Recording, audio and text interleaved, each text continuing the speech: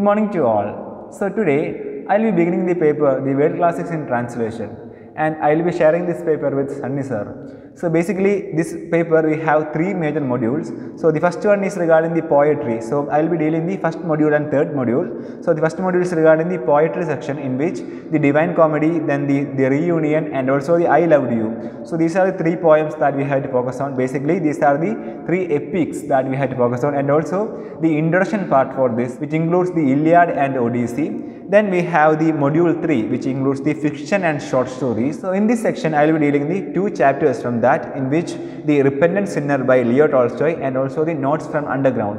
So in this section the Repentant Sinner is the detailed study, and also from the module 1 the three poems, which includes the Divine Comedy 3, then Reunion, and also I Loved You. So these are the three poems that we have to focus on as the detailed study, and we have the introduction for that. So these are the topics that we have to focus on under this paper, which is the elective paper of this semester. So basically we will be beginning the introduction part of this module 1, which is the introduction for the epics. So basically we had to focus on some important topics. So the first one is that what is epic poetry? എന്താണ് epic poetry എന്ന് പറയുന്നത്? So an epic poem is a long poem about the actions of great men and women, or about a nation's history.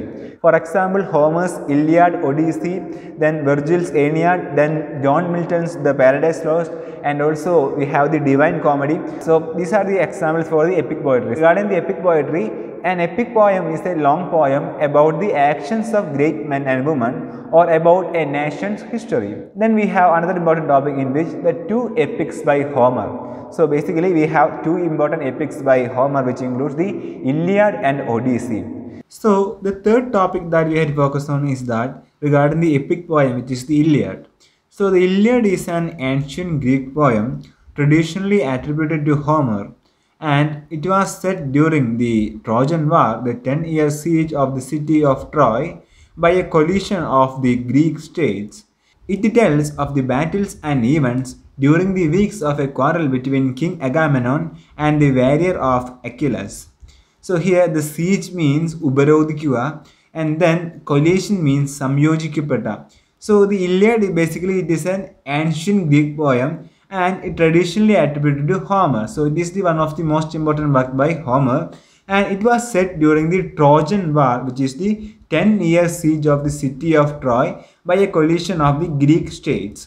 And also it tells the battles and events during the weeks of a quarrel between King Agamemnon and also the warrior Achilles.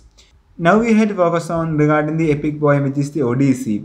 So the Odyssey is one of the two major ancient Greek epic poems, which is also attributed to Homer, and it is in part of sequel to the Iliad, and also some regard it as another work of Homer, and the poem is fundamental to the modern Western canon, and it is the second oldest extant work of Western literature, and it is believed to have been composed near the end of the 8th century BC, somewhere in India, the Greek coastal region of Anatolia.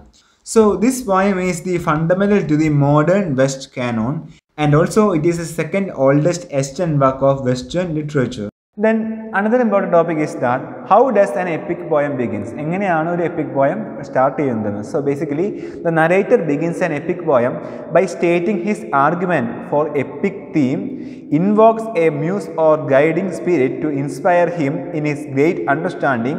The narrative starts in media or in the middle of the story action. So this is regarding the epic poem, how the epic poem begins. So while we going through this Divine Comedy, it is clear that the first part is regarding this praising the God, and after that this kinds of epic theme. So the epic poem begins with a prayer to the spirit, in which to inspire him in his great undertaking, and also an argument of epic theme. So while we going through the chapter the Divine Comedy, we will get a clear idea regarding the epic. So that's regarding the topic, how does the epic poem begin? Then we have the style followed in the epic poem. So an epic poem is a ceremonial performance, and it is narrated in a ceremonial style. It is deliberately distanced from the ordinary speech, and it is proportioned to the grandeur and formality of the heroic subject, which means that a kind of ceremonial ആചാരപരമായ ഒരു സ്റ്റൈലാണ് എപ്പോഴും നമുക്ക് EPIC പോയത്തിൽ കാണാൻ സാധിക്കുന്നത്. Now we had to focus on the Iliad by Homer. The Iliad is an ancient Greek epic poem which is written in dactylic hexameter, traditionally attributed to Homer, and it was set during the Trojan War, the 10-year siege of the city of Troy by a coalition of Greek states, and also it tells of the battles and events during the weeks of a quarrel between King Agamemnon and the warrior Achilles. Although the story covers only a few weeks in the final of the war, the Iliad mentions or alludes to many of the Greek legends about the siege. The earlier events, such as the gathering of warriors for the siege, the cause of the war, and related concerns, tend to appear near the beginning. Then, the epic narrative takes up the events prophesied for the future, such as Achilles' looming death at the sake of Troy, prefigured and alluded to more and more vividly, so that when it reaches an end, the poem has told a more or less complete tale of the Trojan War. Then the Iliad is paired with something of a sequel, which is the Odyssey, which is also attributed to Homer. And along with the Odyssey, the Iliad is among the oldest in the works of Western literature, and its written version is usually dated to around the 8th century BC. Then the modern version of the Iliad contains 15,693 lines, and it is written in Homeric Greek, a literary amalgam of Ionic Greek and other dialects. So that's regarding the introduction for the Iliad, which is an ancient Greek epic poem by Homer. Then we have the Odyssey. Odyssey is one of the two major ancient Greek epic poems which is attributed to Homer, and it is in part a sequel to the Iliad and the other work ascribed to Homer. And the poem is fundamental to the modern Western canon, and it is the second oldest extant work of Western literature, the Iliad being the oldest. And it is believed to have been composed near the end of the 8th century BC, somewhere in Ionia, the Greek coastal region of Anatolia. The poem mainly centers on the Greek hero who is Odysseus and his journey home after the fall of Troy. And it takes Odysseus 10 years to reach Ithaca after the 10-year Trojan War. In his absence, it is assumed he has died, and his wife Penelope and son Telemachus deal with a group of unruly suitors who compete for Penelope's hand in marriage.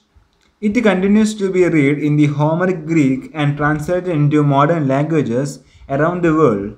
And Odyssey was written in a poetic dialect of Greek, a literary amalgam of Erotic Greek, Ionic Greek, and other ancient Greek dialects, and comprises 12,110 lines of dactylic hexameter. Among the most noteworthy elements of the text are in its non-linear plot and influence on events of choices made by women and serfs beside the action of fighting men.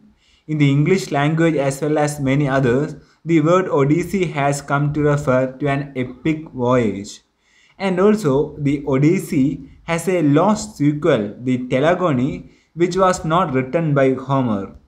Then now we had to focus on the Aeneid. So the Aeneid is a Latin epic poem written by Virgil between 29 and 19 BC that tells the legendary story of Aeneas, a Trojan who traveled to Italy where he became the ancestor of the Romans. It is composed of 9,896 lines in dactylic hexameter. The first 6 of the poem's 12 books tell the story of Aeneas' wanderings from Troy to Italy, and the poem's second half tells of the Trojans' ultimately victorious war upon the Latins, under whose name Aeneas and his Trojan followers are destined to be subsumed. The hero Aeneas was already known to Greco-Roman legend and myth, having been a character in the Iliad composed in the 8th century BC.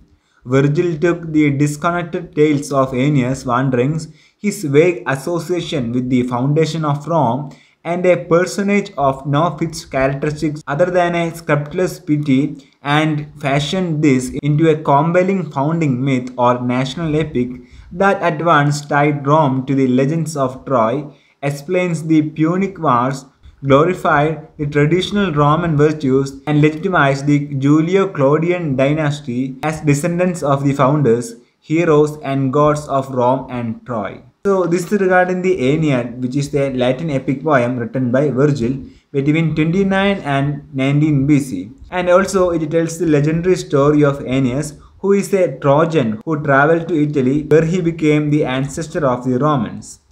So these are three important epics that we have to focus on under the introduction part of this poetry. So the first one was regarding the Iliad, second one was regarding the Odyssey, and the final one is regarding the Aeneid. Now we have to focus on regarding the topic, the poetry. So here in the introduction part of this class, the poetry is a word of Greek origin. And secondly, it comes from a verb which means to make or to create. Third thing is that the poet is the creator and language is the material out of which the poet creates her or his work of art. And the German poet Goethe observed that poetry is the universal possession of mankind, revealing itself everywhere and at all times. Like any other literary works, poetry is made up of words. Then regarding the poem, it is a self-contained text which makes sense as it stands. The careful choice and arrangement of words account for the unique quality of poetry. Structure and texture of the poem play a major role in conveying the message to the reader. I repeat, the structure and texture of the poem, it plays a major role in conveying the message to the reader.